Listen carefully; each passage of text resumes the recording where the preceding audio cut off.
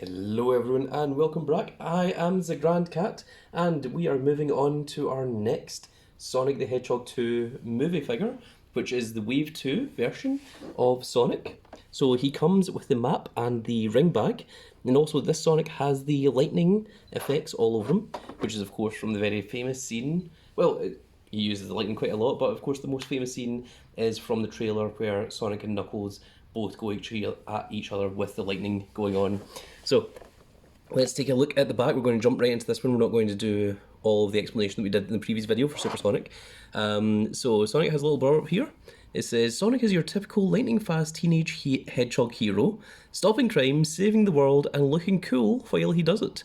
And there is a image of him with the map and the little ring bag that says for emergency use only. And of course, you can also get the Supersonic, the Knuckles, and the Tails, the Supersonic, which we just reviewed in our previous video. So let's jump right into it. Let's waste no time. We'll go just as fast as Sonic does. Well, maybe not that fast, but we'll try to speed run these reviews, shall we? So let's move that to the side. Let's look at the accessories first, which are a little bit easier to remove. So the map is made of clear plastic. There's nothing on the back of it. You can see it there, and if we just zoom in, well, if we don't zoom in, but if we focus, that should focus. There we go. It says safe worlds, and then it's got a list of the ones that are safe and the ones that have red X's on them, which is pretty cool to see. It's nice to see some movie exclusive accessories. Oh my goodness, we need to refocus once again.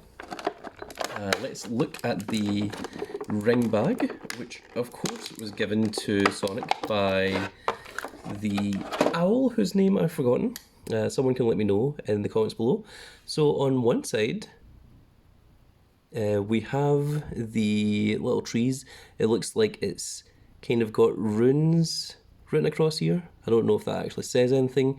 And on the other side, of course, it's got this little bit plastered on the front of it that says, for emergency use only. So, quite cool to see. It is, of course, sealed at the top, and it's just plain at the back. But a very, very cool movie exclusive accessory. And now we're going to jump right into Sonic. There's no little plastic bits holding Sonic back this time. So we'll remove the feet first, and then go for the hands. I think, if the plastic will allow me. Looks like we're out of focus a little bit there. Okay, there we go. Very strange. We'll try not to decapitate Sonic this time, like we did in the previous video. Once again, it seems to be the hands that are the problem here. The hands and the ears of Sonic. And there we go. There. Came out nice and easily. So let's take a look at the more detailed parts of Sonic. So you can see that we've got the lightning bolts that have been painted across the side. They're not molded. You can see the spikes going through the parts there. It's a little cool design. There's nothing in between these parts here. It's just on the outer coat. You've got it on the legs, on the arms bit as well. So let's look at the articulation. The head swivels left and right. There's no up or down movement. The shoulders should be 13 points of articulation, should rotate up and should be able to T-pose, like so. Let's see if we can get the elbows to bend. We couldn't get them to bend properly with Supersonic. They were very much in refusal. There we go, these arms bend nice and easily. The wrist swivels. And other side. This elbow is just a little bit in refusal. It doesn't want to... No, okay, there we go. We managed to get it. They just need a little bit of persuasion, these little elbow joints there. Once they get moved initially, that's them, they are good to go. There's no tail movement here, there's no movement on these back spikes either. The legs,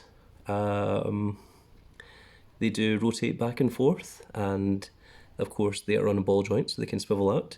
The knee joints, of course, just move forward and back. Well, actually they do have rotation on them as well, but it doesn't look quite as good because you've got this little hinge here at the front of the knee that's supposed to keep it for, to make the legs look good when he's in a standing position.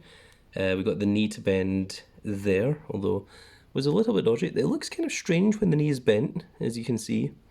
And the ankles should be on little ball sockets so they can rotate up, down, and they have left and right swivel as well. So let us compare the Movie 2 Sonic with the Movie 1 Sonic. So let's just get that leg into rotation a little bit. Let's get into a little pose, shall we? Do something like this, and maybe rotate this one, and if we rotate the knee just a little bit, there we go, we can get him into a cool little action pose, something like that. So let's compare him to the original Sonic.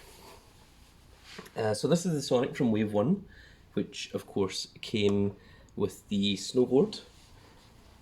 Let's just get this to raise the figures up a little bit, and we will see the difference in the two of them. So it looks to be the same mold. It's certainly the same hands. Looks like the same feet as well, but this one of course does have the added paint job, so it's not just a re-release of the same figure. I mean, it's a repaint, but it is sort of a new figure.